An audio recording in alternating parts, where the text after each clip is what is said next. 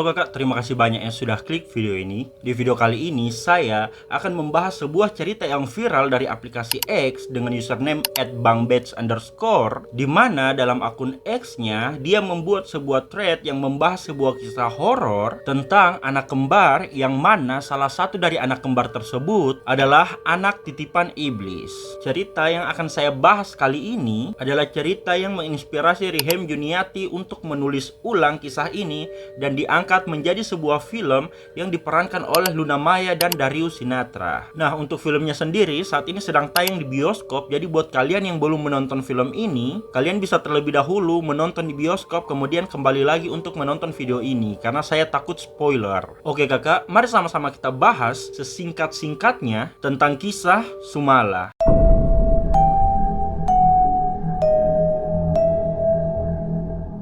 Jadi kakak, pada tahun 1976 di Jawa Tengah terjadi sebuah kejadian yang sangat-sangat mengerikan, yang mana suasana saat itu belum seramai seperti sekarang ini. Makanya tidak heran kakak, kalau pada saat itu banyak sekali pantangan-pantangan yang dibuat oleh orang tua agar anaknya tidak keluar rumah di malam hari. Nah, salah satu pantangannya adalah tidak boleh keluar rumah pada saat maghrib, karena di jam-jam seperti itu jin sedang berkeliaran untuk menculik anak-anak.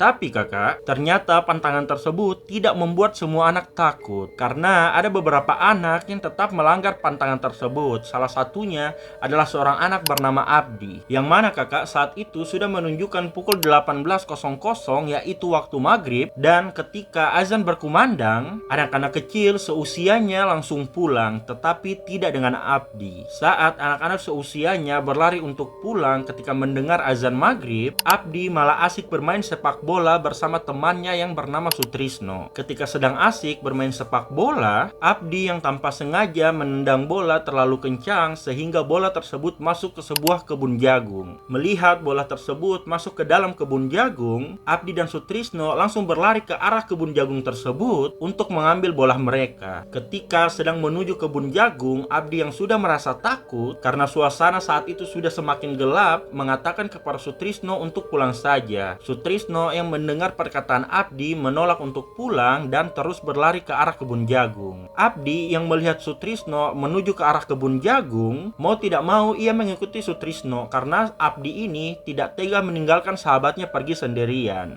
Nah, ketika mereka sampai di kebun jagung untuk mengambil bola, tiba-tiba kakak, Abdi dan Sutrisno mendengar suara seorang anak perempuan yang mengatakan, "Abdi, Sutrisno, ini bola kalian kan?" Abdi dan Sutrisno yang mendengar suara anak perempuan itu langsung mencari dari mana datangnya asal suara anak perempuan tersebut. Dan di tengah kebingungan mereka yang sedang mencari sumber suara tersebut, Abdi dan Sutrisno tidak sengaja menengok ke arah hutan pinus dan melihat seorang anak perempuan dengan rambut yang sangat panjang, memakai baju putih, sedang berdiri menghadap ke arah mereka sambil memegang bola. Abdi dan Sutrisno yang melihat anak itu memegang bola mereka langsung berlari menuju ke arah anak perempuan itu untuk mengambil bola. Tapi anak perempuan tersebut malah berlari masuk ke dalam hutan pinus. Mereka berdua pun ikut masuk ke dalam hutan pinus untuk mengejar anak perempuan itu. Dan saat sedang mengejar, Abdi yang kelelahan berlari secara perlahan sehingga ditinggalkan oleh Sutrisno yang dengan kencang mengejar anak perempuan tersebut. Abdi yang mengetahui kalau ia sudah tertinggal mencoba menyusul Sutrisno, dan ketika Abdi berhasil menyusul Sutrisno, tiba-tiba Abdi dibuat kaget ketika melihat anak perempuan yang mereka kejar tadi sedang memukul kepala Sutrisno dengan menggunakan sebuah batu. Saat itu Abdi juga melihat Sutrisno sudah kehilangan nyawa dengan kondisi yang sangat-sangat mengenaskan, yaitu dengan keadaan kepala yang setengah hancur. Abdi yang melihat pemandangan mengerikan tersebut langsung menangis dan berteriak sambil berlari keluar dari hutan pinus. Abdi yang menangis dan ketakutan ketika sampai di rumah langsung menceritakan hal tersebut kepada ayahnya. Dan ketika mendengar informasi dari anaknya, ayah Abdi langsung mengumpulkan warga, kemudian menceritakan kejadian yang baru saja dialami oleh anaknya kepada para warga. Warga yang mendengar hal tersebut langsung menuju ke arah hutan pinus untuk mencari Sutrisno. Ketika sampai di dalam hutan, warga mulai melakukan pencarian tetapi tidak menemukan apa-apa kakak. Warga juga melihat ke tempat yang ada di cerita Abdi dan bapaknya tetapi tidak menemukan Sutrisno. Warga yang tidak menemukan keberadaan dan Sutrisno akhirnya kembali pulang, dan setelah 2 hari menghilang, Sutrisno akhirnya ditemukan oleh seorang warga, di mana warga tersebut menemukan Sutrisno sudah kehilangan nyawa, hanyut di sungai dengan kondisi kepala setengah hancur seperti yang ada di cerita Abdi. Penemuan Sutrisno langsung membuat kampung heboh, kakak. Orang tua Sutrisno yang mengetahui kalau Sutrisno sudah kehilangan nyawa dengan kondisi yang sangat-sangat mengenaskan, langsung menangis dan mengatakan bahwa penyebab Sutrisno kehilangan nyawanya bukan karena anak perempuan seperti yang ada di cerita Abdi, tetapi Abdi sendirilah yang telah menghilangkan nyawa Sutrisno dengan cara mendorong Sutrisno ke arah sungai. Saat itu suasana sangat kacau, kakak. Beberapa warga coba meredakan amarah keluarga Sutrisno dengan mengatakan kalau pelaku dari penghilangan nyawa Sutrisno bukanlah Abdi, tetapi pelaku dari penghilangan nyawa Sutrisno adalah anak perempuan yang diceritakan oleh Abdi. Beberapa warga sependapat dengan hal tersebut karena mereka percaya di dalam hutan tersebut ada penunggunya, dan penunggu itulah yang selama ini menghantui desa. Di saat semua orang sedang berdebat, tiba-tiba salah seorang warga mengatakan bahwa anak perempuan yang ada di cerita Abdi adalah Sumala. Pasti kalian bertanya-tanya kan, kakak, siapa Sumala? Oke, kita masuk ke pembahasan siapa itu Sumala.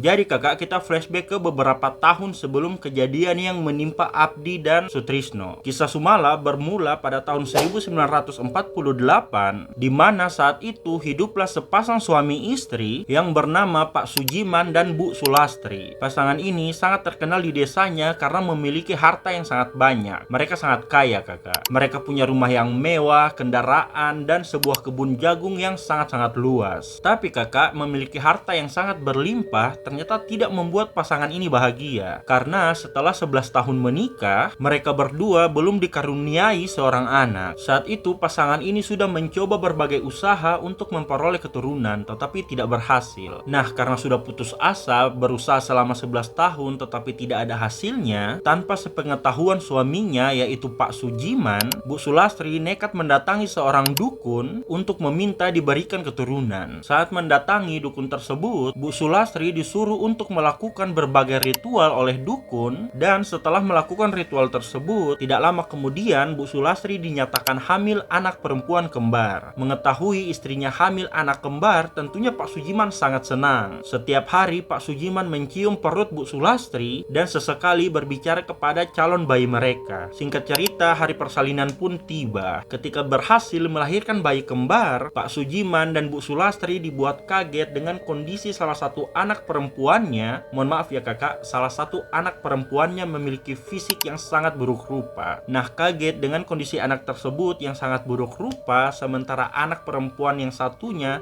lahir dengan kondisi cantik dan sempurna, Pak Sujiman langsung menghilangkan nyawa anaknya yang terlahir dengan fisik yang buruk rupa tersebut, yang mana menyisakan satu orang anak perempuan yang terlahir cantik dengan fisik yang sangat sempurna yang diberi nama Kumala. Bu Sulastri dan Pak Sujiman sangat bahagia dengan kehadiran Kumala di tengah-tengah keluarga mereka. Tapi kakak, kebahagiaan keluarga tersebut tidak berlangsung lama karena dalam masa pertumbuhannya, Kumala tumbuh menjadi seorang anak perempuan yang memiliki keterbelakangan mental, yang mana hal tersebut membuat keluarga Pak Sujiman dan Bu Sulastri malu. Kumala pun sering mendapatkan berbagai siksaan dari Bu Sulastri dan Pak Sujiman. Mereka menyiksa Kumala karena malu dengan kondisi Kumala yang mempunyai keterbelakangan mental. Satu-satunya orang di rumah itu yang benar-benar tulus sayang dengan Kumala hanyalah asisten rumah tangga mereka yang bernama Bu Sum. Kumala pun tumbuh tanpa rasa sayang ayah dan ibunya. Ia tumbuh dengan kasih sayang Bu Sum, seorang asisten rumah tangga yang bekerja di rumahnya. Kumala yang terus tumbuh dengan memiliki keterbelakangan mental semakin hari semakin memburuk, yang mana ketika ia berusia 8 tahun, di suatu malam ia melihat seorang anak perempuan dengan tampilan yang sangat menyeramkan keluar dari cermin yang ada di kamarnya. Anak perempuan tersebut mengatakan kepada Kumala bahwa ia adalah Sumala, saudara kembarnya. Sumala juga mengatakan kepada Kumala bahwa ia akan terus menemani dan menjaga Kumala. Kumala yang mendengar hal tersebut langsung senang, karena selama ini kan dia tidak punya teman ya kakak, jadi dia sangat senang ketika ada yang mau menemaninya. Nah, setelah kejadian malam itu, ketika Kumala bertemu dengan Sumala, Kumala menjadi seperti seorang anak perempuan yang mempunyai dua kepribadian. Yang mana kakak, di siang hari Kumala kelihatan seperti seorang anak perempuan normal pada umumnya, dan pada malam hari Kumala menjadi seorang anak perempuan yang agresif. Jadi Kumala ini pada malam hari dia sering tantrum. Pada siang hari ketika dijahati, Kumala hanya diam saja dan tidak membalas. Tapi kakak, pada malam hari ia membalas semua perbuatan jahat yang dilakukan oleh orang-orang kepada dirinya. Bahkan kakak, ayahnya sendiri yaitu Pak Sujiman pernah hampir ditusuk dengan menggunakan sebuah pisau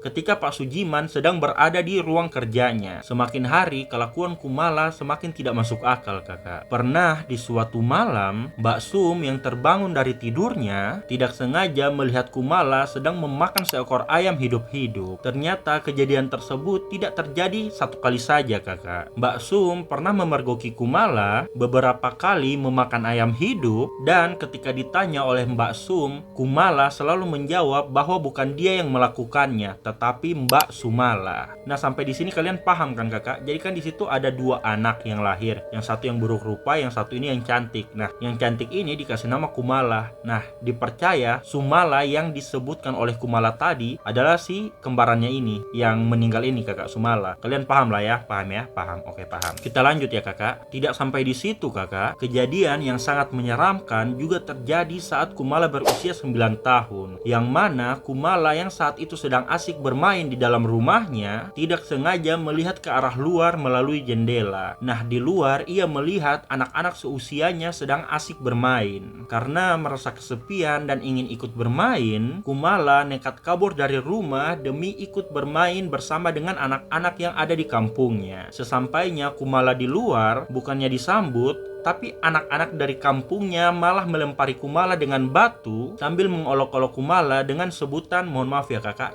cacat. Diperlakukan seperti itu, Kumala akhirnya pulang dengan perasaan yang sedih. Kumala yang diperlakukan seperti itu ternyata menyimpan rasa dendam.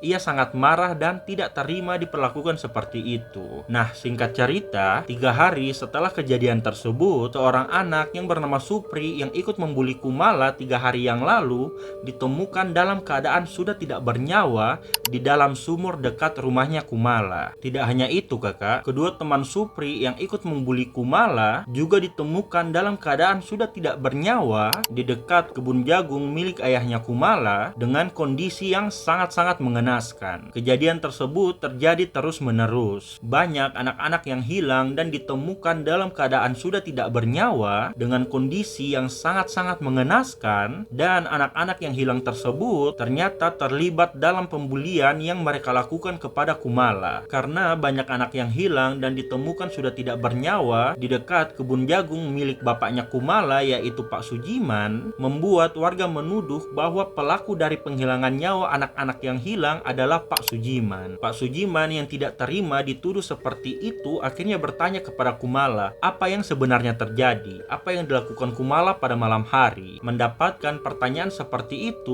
Kumala tiba-tiba menangis dan mengatakan bahwa yang melakukan hal tersebut bukanlah Kumala tapi Mbak Sumala, saudara kembarnya. Ayahnya Kumala yang mendapatkan jawaban tersebut langsung kaget dan takut kakak. Ayahnya langsung memanggil salah satu ajudannya yang bernama Sukir, kemudian meminta Sukir untuk mengikat dan mengurung Kumala di dalam kamar. Sukir yang mendapatkan perintah tersebut langsung mengikat Kumala dan memasukkan Kumala ke dalam kamar, kemudian dikunci dari luar. Setelah melihat Kumala sudah dikurung oleh Sukir, Pak Sujiman langsung pergi menemui seorang dukun yang ada di kampungnya. Di dukun tersebut, Pak Sujiman bertanya kepada dukun apa yang sebenarnya terjadi kepada Kumala dan keluarganya. Dukun itu pun menjelaskan bahwa istri Pak Sujiman yaitu Bu Sulastri pernah datang ke tempat seorang dukun ilmu hitam untuk meminta keturunan. Dukun ilmu hitam tersebut menyanggupi permintaan Bu Sulastri, tetapi dengan berbagai syarat. Dukun ilmu hitam itu mengatakan kepada Bu Sulastri bahwa Bu Sulastri akan mengandung anak kembar, yang mana salah satu dari anaknya akan memiliki fisik yang cantik dan sempurna karena anak itu adalah anak manusia, dan yang satunya akan memiliki fisik yang sangat buruk rupa karena anak tersebut adalah anak titipan iblis.